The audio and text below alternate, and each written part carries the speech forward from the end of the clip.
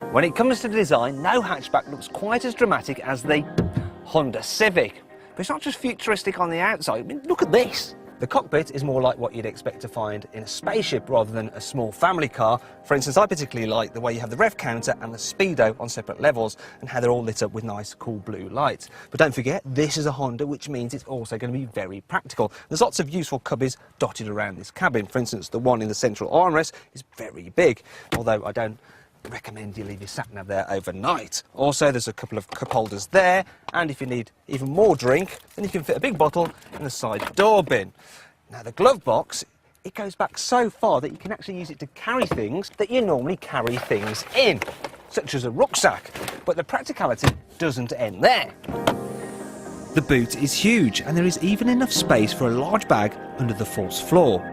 But if you need even more room, the rear seats fold down completely flat. Now, you could use that as a makeshift bed, but there's no time for a nap right now because I want to show you this. Now, for starters, the rear door opens to almost 90 degrees, which means it's very easy to get into the back. Then, if I put the chairs back into position, I can then fold up the bases, which leaves you with this tall load area where you can even put a suitcase upright. Now, while the Civic's practical, on the move it actually feels very sporty.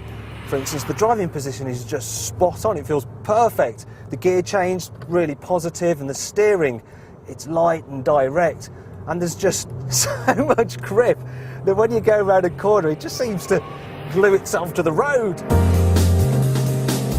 However, there is a trade-off for that sporty handling, and that brings me on to the Civic's bad points, because the suspension is rather firm. It kind of crashes and bangs over any imperfection in the road, and means that the car ultimately isn't as comfortable as, say, a Vauxhall Astra.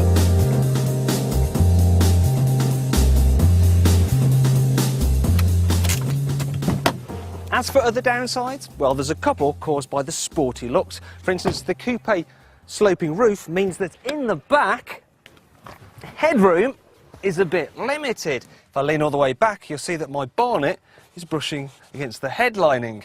Now, if you look in the mirror, you'll notice how that cool rear spoiler actually spoils rear visibility. But if you want a hatchback with unique looks, that's fun to drive, has a massive boot, and will hold its value better than most, then the Honda Civic, it's really tough to beat.